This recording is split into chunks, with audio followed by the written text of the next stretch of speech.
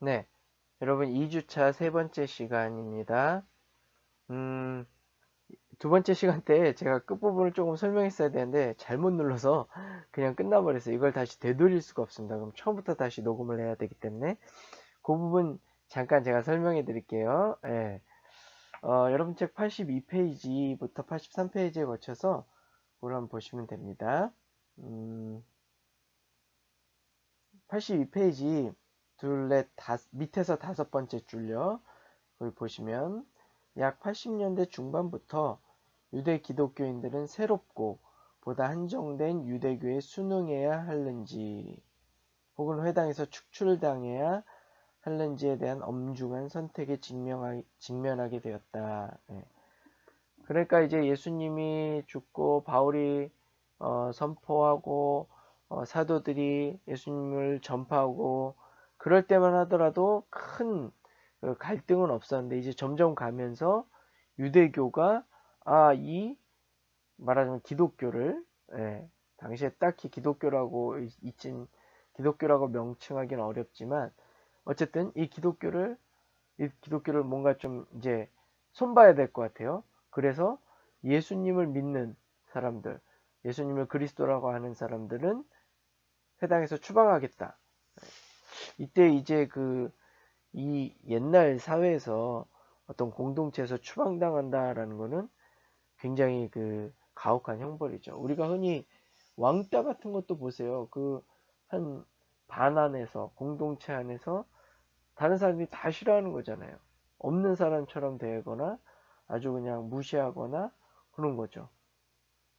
이것도 굉장히 견디기 힘들잖아요. 그런 것처럼 추방하는 해야 되는 그러한 추방당하는 엄중한 선택의 직면에 있습니다. 이것이 유한문학의 배경을 이루는 것으로 보이는 하나의 현상이다. 이러한 상황 속에서 예수가 그리스도다라는 고백은 시금석 신조문이 되어야만 했다. 예. 나는 추방당해도 좋다. 예수님이 그리스도다. 메시아이다. 예, 그렇게 고백하는 거예요. 그러면 추방당할 수도 있고. 그래서 그것이 이제 시금석 같은 고백이 되었다. 계속 읽으면요. 기독교인들에게 있어서 그것은 참 신앙의 시금석이었고 회당의 측면에서는 이단의 시금석이 되었다. 그래서 요한 1서 특히 요한복음의 그런 요한문서에 요한복음을 포함한 요한문서에 많이 나타나죠. 요한 1서 2장 22절을 읽어드리면요. 거짓말하는 자가 누구냐? 예수께서 그리스도이심을 부인하는 자가 아니냐? 아버지와 아들을 부인하는 그가 적그리스도니 이렇게 나와 있죠. 또 요한복음 9장 22절을 보면 그 부모가 이렇게 말한 것은 이미 유대인들이 누구든지 예수를 그리스도로 시인하는 자는 출교하기로 결석하였으므로 그들을 무서워함이로라.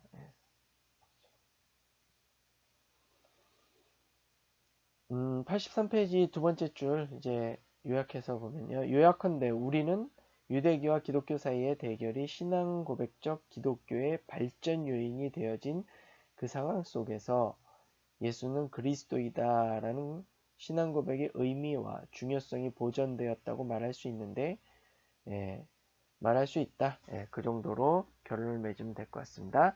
예, 이제 패러그래프 11 하나님의 아들로서의 예수를 한번 보자.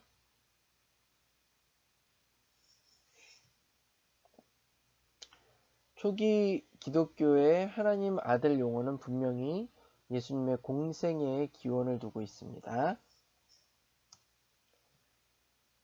예수님이 기도 중에 하나님을 아버지라고 부르는 독특한 기도가 있죠. 그것이 이제 근원이다. 뭐 그렇게 보는데요.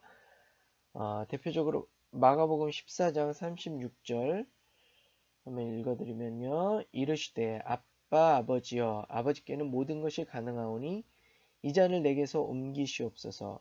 그러나 나의 원대로 마시옵고 아버지의 원대로 하옵소서 하시고 이렇게 예수님이 아버지요 아빠 아버지요 이렇게 부르죠. 그래서 예수님은 하나님의 아들이다 이렇게 초대교회가 고백을 하게 된 겁니다.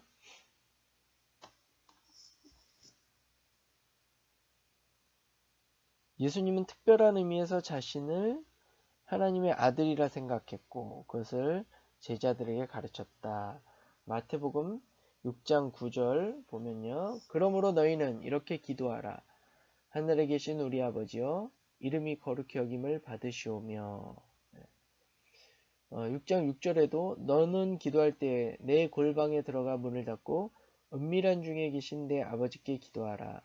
은밀한 중에 보시는 내 아버지께서 갚으시리라 하면서 예수님도 당신이 하나님의 아들이었고 또 제자들에게 이렇게 기도해라 라고 가르쳤습니다.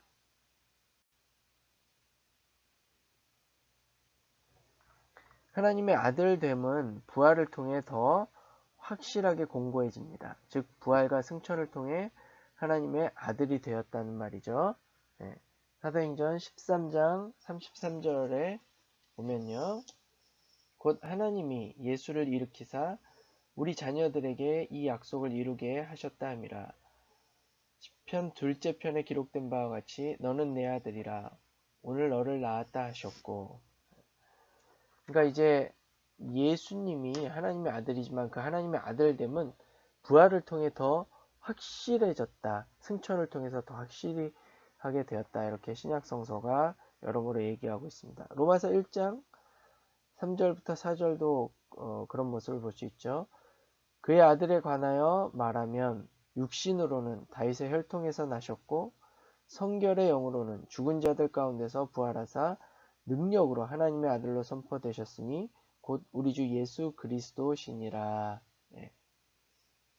그러니까 부활하사 능력으로 선포됐다. 이렇게요. 예수님이 하나님의 아들이라는 고백은 헬라적 유대 기독교의 광범위한 지역에서 번창했다라는 겁니다. 아까도 얘기했지만 이제 그리스도라는 용어가 헬라, 그러니까 팔레스타인 유대 문화에서는 메시아 그리스도라는 용어가 친숙했고 그 개념이 확 와닿았지만 헬라 문화권에서는 그렇지 않았어요. 일단은 유대 기독교인들, 그 다음에 헬라적인 유대 기독교인들, 우리가 디아스포라고 그러는데 디아스포라 유대 기독교인들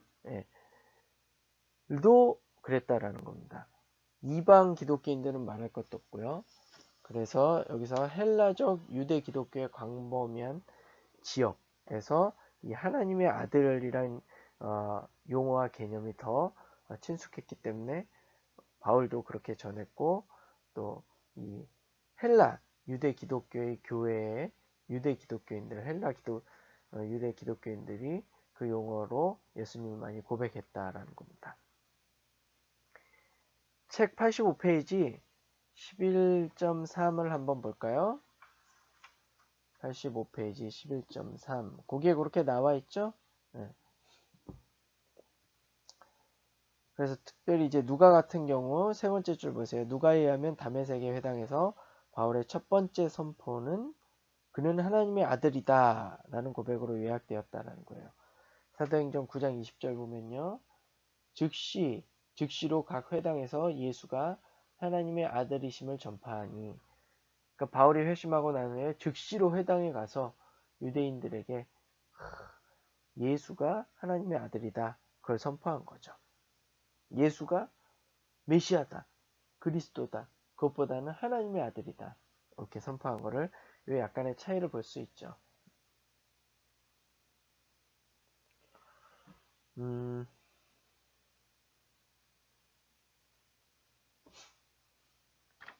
그리고 85페이지 계속 한번 보시면요.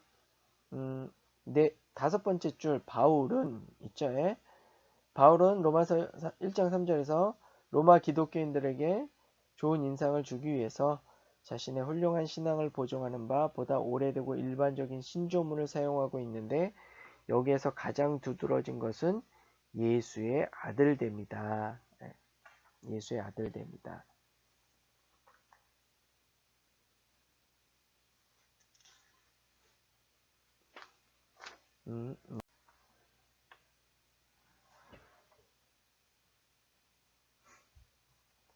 히브리서의 중심 개념은 예수님이 대제사장이라는 거죠. 그렇지만 그럼에도 불구하고 히브리서에서 공통적인 신앙 고백은 예수님이 하나님의 아들이다라는 겁니다. 히브리서 4장 14절 보시면 그러므로 우리에게 큰 대제사장이 계시니 승천하시니 곧 하나님의 아들 예수시라. 우리가 믿는 도리를 굳게 잡을지어다. 그러니까 대제사장이고 승천하시니 곧 하나님의 아들이다. 이렇게 부연 설명을 하는 거죠. 네. 히브리서에서도 예수님이 하나님의 아들이라고 고백하는 신앙 고백을 볼 수 있습니다. 하나님의 아들 고백이 예수의 메시아됨의 고백을 보충하고 규정짓는다라는 거예요. 그래서 예수님이 메시아이고 그리스도인데 그렇게 하나님의 아들이다라는 고백이 그거를 더 부연 설명해주고 보충해주는 거예요. 아까 예수님은 인자다. 특별히 다니엘서에서 보여주는 것처럼 구름을 타고 인자가 도래할 것이다라는 그런 인자상에 부합하는 인자다라는 것이 바로 예수님 메시아다라는 그리스도다라는 고백을 보충해 주는 것처럼 하나님의 아들 고백도 그렇게 보충해 준다라는 거예요. 그 예로 요한문서에서는 메시아 그리스도의 고백이 하나님의 아들 고백으로 보충되고 있습니다. 요한복음 20장 31절 한번 보시면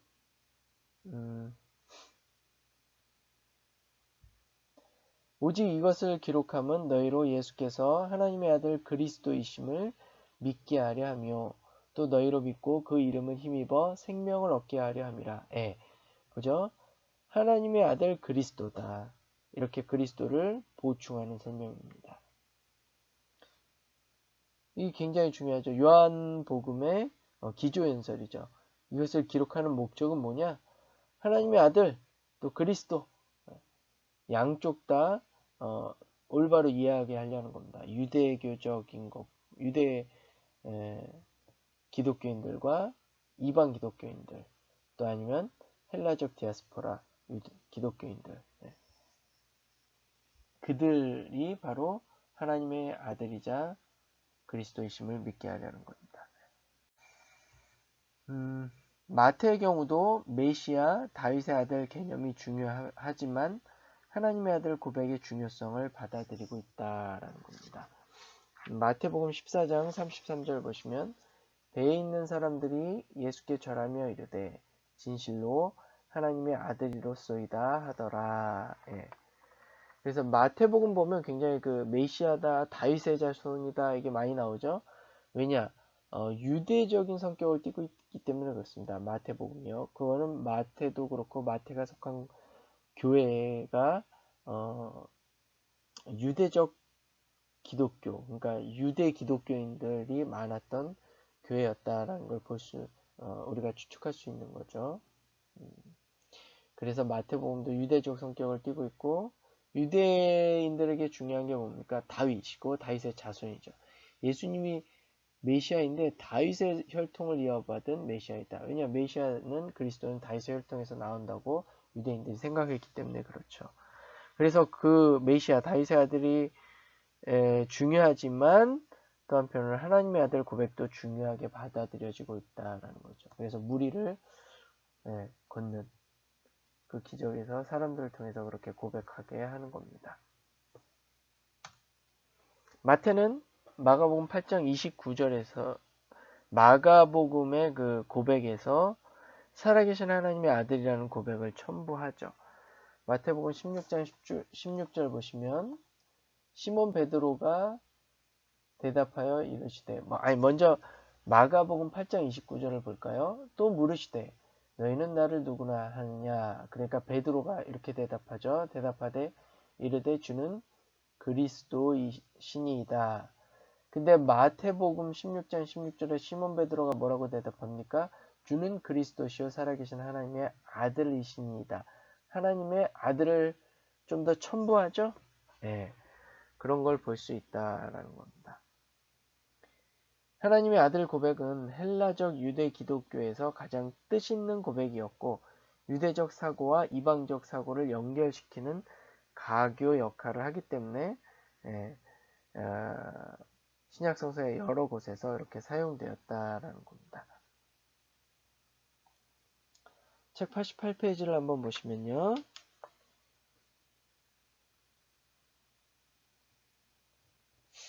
네, 네 번째, 다섯 번째 줄 보실까요? 88페이지.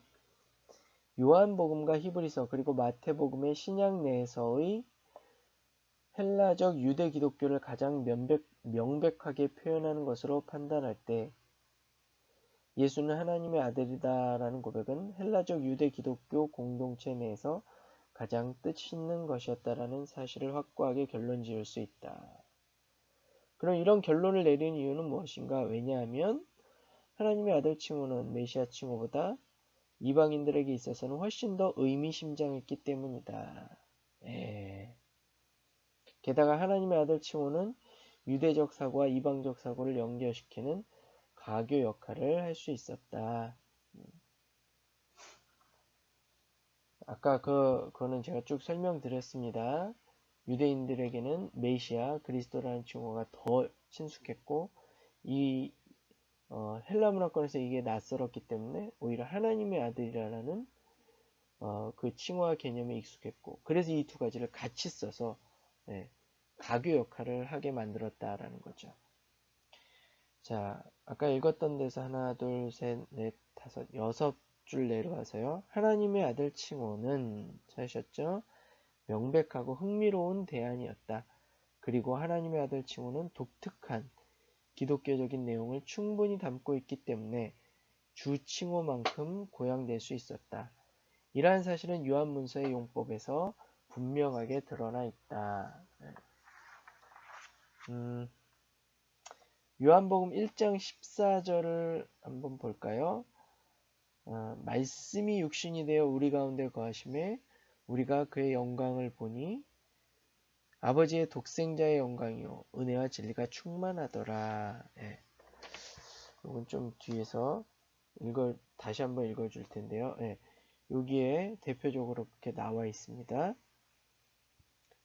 동시에 하나님의 아들 칭호는 주, 퀴리오스 칭호가 내포할 수 없는 기독교인들에 대한 특별한 의미를 함축하고 있으며 주 칭호가 제공할 수 없는 예수의 자의와 관련성을 제시했다. 이렇게 나와있죠.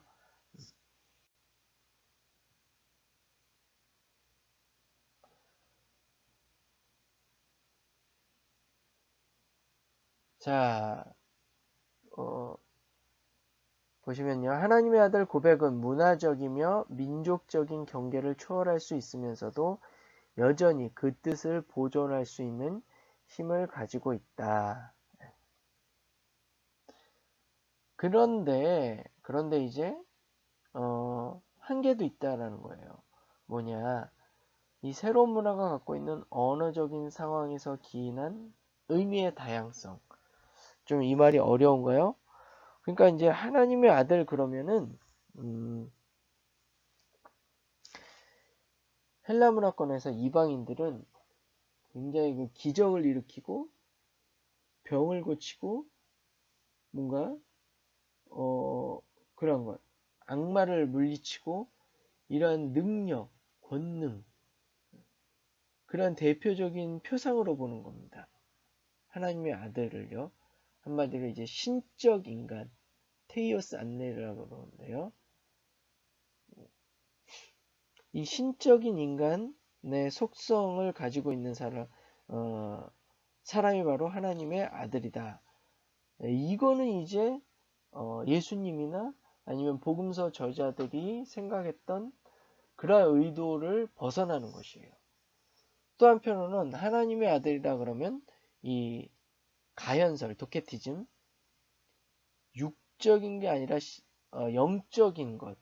실제로 그러니까 이러한 세상에 육신의 몸을 입은 게 아니라 영적으로 보여지는 것이 바로 하나님의 아들이다. 근데 이러한 가현설은 또 요한이나 신약성서 저자들이 단호히 배격하죠. 그래서 그러한 의미의 다양성과 오해를 할 위험성이 있었다라는 거죠. 신앙 고백으로서 하나님의 아들이란 용어와 개념이요. 그래서 마가는 하나님의 아들이 신적 인간이라는 오해를 고난받는 인자라는 메시지로 극복합니다. 예, 그게 마가복음 3장 11절에 나타나 있는데요. 11절부터 12절 한번 읽어드릴게요. 더러운 귀신들이 어느 때든지 예수를 보면 그 앞에 엎드려 부르짖어 이르되 당신은 하나님의 아들이니이다 하니 예수께서 자기를 나타내지 말라고 많이 경고하시니라. 예. 이게 마가복음에서 많이 볼 수 있는 거죠. 예수님이 병을 고치고 귀신을 쫓아내고 뭐 많은 사람을 메이고 그럴 때 귀신들이 하나님의 아들입니다. 하나님의 아들입니다. 그러니까 예수님 조용해라 조용해라 막 그러는 겁니다. 마가복음 9장 9절을 보면요. 변화산 사건이 있죠. 예수님이 3명의 제자를 데리고 딱 올라와서 변화했을 때 이제 베드로가 초막 셋을 짓겠습니다. 이렇게 얘기하니까 아니다 그러면서 이제 그들이 산에서 내려올 때 예수께서 경고하시되 인자가 죽은 자 가운데서 살아날 때까지는 본 것을 아무에게도 이르지 말라 하시니 그러니까 아직은 아니라는 거예요. 때가 하나님의 아들이 무엇인지 바로 십자가 아래에서 또 부활한 후에 이해할 수 있다라는 겁니다. 이렇게 고난받는 인자 예수님은 모든 사람의 죄를 대속하기 위해서 또 모든 사람을 위해서 희생하기 위해서 온 거다. 그게 바로 진정한 하나님의 아들이다. 그걸 마가복음이 얘기하는 겁니다. 그래서 당시 이제 헬라 문화권에서 갖고 있던 하나님의 아들이 신적 인간이라는 오해를 이러한 여러 가지 메시지로 고난받는 특별 인자라는 그런 메시지로 오해를 풀어주려고 하고 그런 것으로 극복하는 겁니다. 네, 요한복음은 그럼 뭐냐? 당시 주변에서 하나님의 아들이라는 칭호의 개념을 가현적으로, 도케티즘, 가현설적으로 이해하고 있었다라는 것을 요한복음 여러 군데에서 볼 수 있습니다. 그래서 요한은 이러한 잘못된 이해를 예수님이 육체로 오셨다는 선포로 단호히 배격을 합니다. 그래서 아까 읽어드린 1장 14절 외에도 말씀이 육신이 되어 우리 가운데 거하심에 뭐 이거 외에도 요한 1서 4장 2절을 보면 이로써 너희가 하나님의 영을 알지니 곧 예수 그리스도께서 육체로 오신 것을 시인하는 영마다 하나님께 속한 것이요. 그래서 이렇게 요한이 하나님의 아들 선포를 이러한 메시지로 잘 교정해주고 오해를 불식시켜 줍니다. 예, 여기까지가 이제 우리가 이제 하나님의 아들로서의 예수 그 초대교회 신앙 고백을 봤습니다. 이렇게 2주차 수업을 끝내도록 하고요. 다음 3주차 수업에는 패러그래프 12 퀴리오스 주로서의 예수를 계속해서 쭉 보도록 하겠습니다. 여러분 한 주 동안 건강하시고 다음 주에 다시 뵙도록 하겠습니다. 감사합니다.